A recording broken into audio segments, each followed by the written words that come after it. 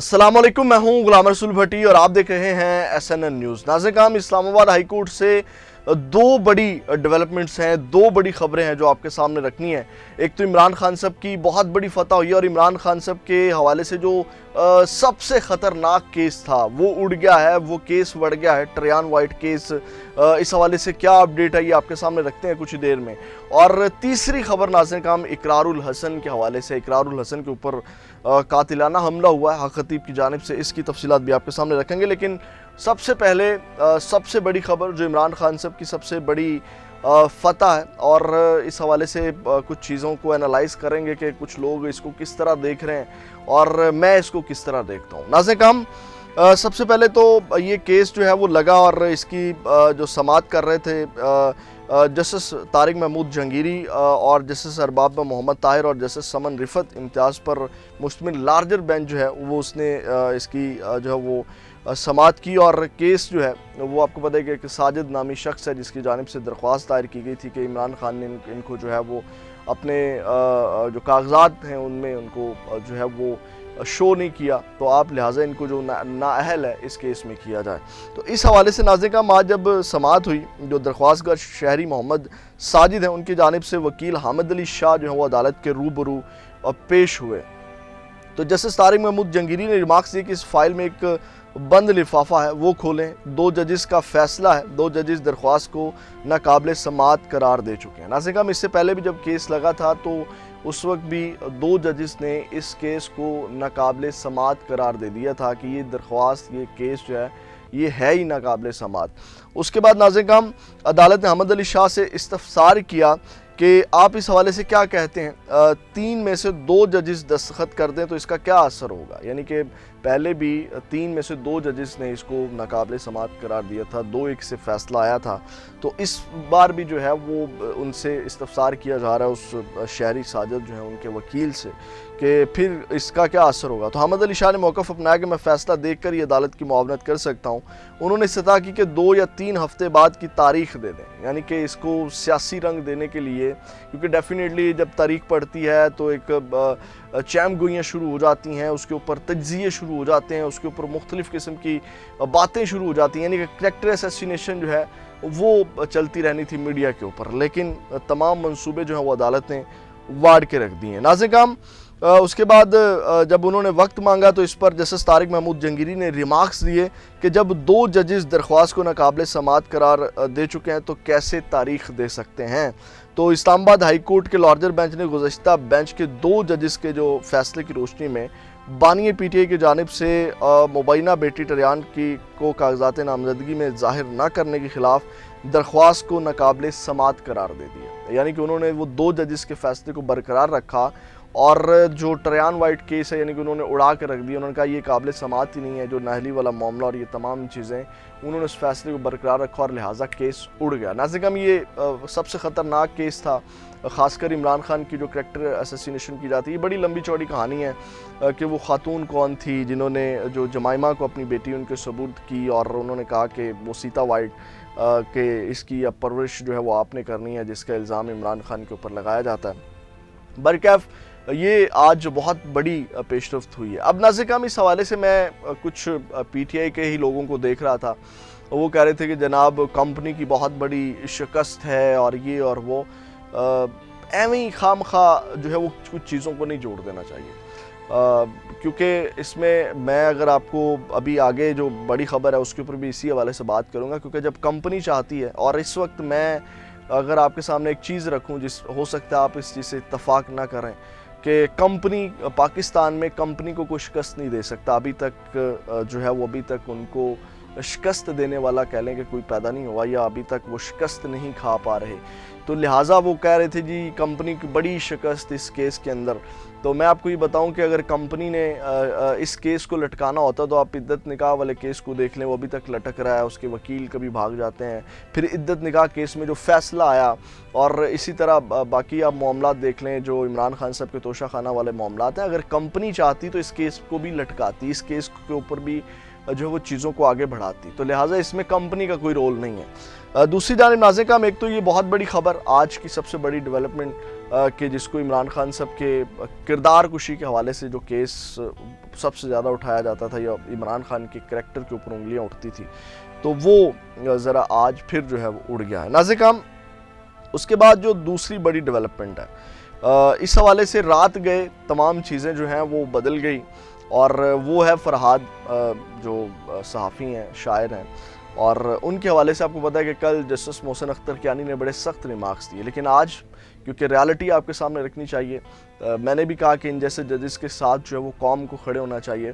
تو ناظرین کرام رات میں بہت سی چیزیں چینج ہو گئی۔ آج بلوچ طلبہ جو ان کی بازیابی کے حوالے سے کیس تھا، اس میں بڑے ہلکے ریمارکس سے محسن اختر کیانی کے کہ جناب ہم ایجنسیوں کے خلاف نہیں ہیں یا ایجنسیوں کے کام کرنے کے اس میں رکاوٹ نہیں ڈالنا چاہتے، لیکن ہم چاہتے ہیں کہ ایجنسیاں جو ہیں وہ آئین اور قانون کے مطابق کام کریں، تو اس سے تو کوئی بھی جو وہ اختلاف نہیں کر سکتا۔ تو ناظرین کرام، کل جو کہا جا رہا تھا کہ جناب میں دونوں سیکٹریز کو طلب کر لیا ذاتی حیثیت میں، اور دونوں سیکٹریز جو ہیں وہ طلب ہوں اور وہ عدالت پیش ہوں، نہیں تو اس کے بعد وزیر اعظم کو بلائیں گے، ڈی جی ایس سی کو بلائیں گے، ڈی جی ایم آئی کو بلائیں گے، ہر صورت جو ہے وہ بندہ آنا چاہیے، تو آج ناظرین کرام جسٹس محسن اختر کیانی، مجھے نہیں پتا ان کو کیا مجبوری ہوگی، لیکن وہ تمام چیزیں جو ہیں وہ دم توڑ گئی۔ ہمیشہ کی طرح جیسے عمران ریاض کیس میں اگر میں آپ کو مثال دوں، سب سے پہلے میں آپ کے سامنے رکھتا ہوں، پھر اس کو انالائز کرتے ہیں۔ ناظرین کرام، جب آج سماعت کا آغاز ہوا تو جو اٹارنی جنرل ہیں انہوں نے کہا کہ 1 ہفتے کا وقت دے دیں، تمام کوارٹرز کی جانب سے یقین دہانی کرواتا ہوں کہ احمد فرحاد کو ہر طرح کے وسائل بروئے کار لا کر 1 ہفتے میں بازیاب کرا لیا جائے گا۔ یعنی کہ وقت لیا جاتا ہے، اب ڈیفینیٹلی کچھ چیزیں ہوتی ہیں، کوئی رکھ رہا ہوتا ہے، کوئی فارمیلٹیز ہوتی ہیں، ایک دم سے بندہ آ جائے تو پھر وہ اب جو کہہ لیں کہ چیزیں اب چھپی تو نہیں ہوئی، سب عیاں ہے، واضح ہے۔ تو ناظرین کرام، انہوں نے کہا کہ انہوں نے منصور جو اٹارنی جنرل منصور عثمان عوان ہیں، انہوں نے عدالت سے بازیابی کے لیے 1 ہفتے کا وقت مانگا، بار بار انہوں نے کہا کہ یقین دہانی کروائی کہ کوئی شخص جو ہے وہ اب لاپتہ نہیں ہوگا، اور جسٹس محسن اختر کیانی نے کہا اب یقین دہانی نے کہا کہ آپ کی یقین دہانی کیا تمام کوارٹرز کی جانب سے ہے، آپ نے یقینی بنانا ہے کہ کوئی شخص لاپتہ نہ ہو، آپ نے یہی بیان سپریم کورٹ میں بھی دیا، اگر بازیابی نہ ہو سکی تو یہ ریاست کی ناکامی ہوگی۔ اس کے بعد ناظرین کرام، اس حوالے سے ایمان مزاری نے کہا، انہوں نے کہا کہ ہمیشہ جو ہے وہ اسٹیریوٹائپ بیانات عدالت میں دیے جاتے ہیں، کرنل ریٹائر انعام الرحیم کو بھی آئی ایس آئی نے اٹھایا اور پھر مکر گئے، لیکن بعد میں معلوم پڑا کہ وہ آئی ایس آئی کے پاس ہی تھے، کم از کم کسی شخص کو ٹریس کرنا تو ریاست کی ذمہ داری ہے۔ اس کے بعد ناظرین کرام، اس کیس کے اندر جو ہے وہ 24 مئی تک کا وقت دے دیا جسٹس محسن اختر کیانی نے کہ 24 مئی تک، یعنی کہ بروز جمعہ تک جو ہے وہ آپ اس کو لوکیٹ کریں، اور جناب یہ اس کو لوکیٹ کر کے جو ہے یعنی کہ ریاست جو ہے وہ لوکیٹ کر کے اس کو پیش کرے، یعنی کہ 4 دن کی مہلت دے دی۔ اور وہی چیزیں جو میں نے کی کہ بہت نعرے مارے جا رہے تھے، بہت دعوے کیے جا رہے تھے، جناب اس کو بلا لوں گا، اس کو بلا لوں گا، اپریشیٹ کیا ہم نے، لیکن آج وہ ان تلوں میں تیل نظر نہیں آیا۔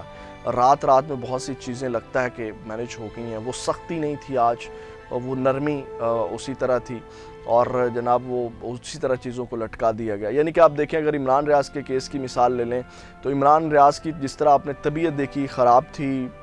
کورٹ میں آئی جی اور باقی تمام چیزیں وقت مانگتے رہے،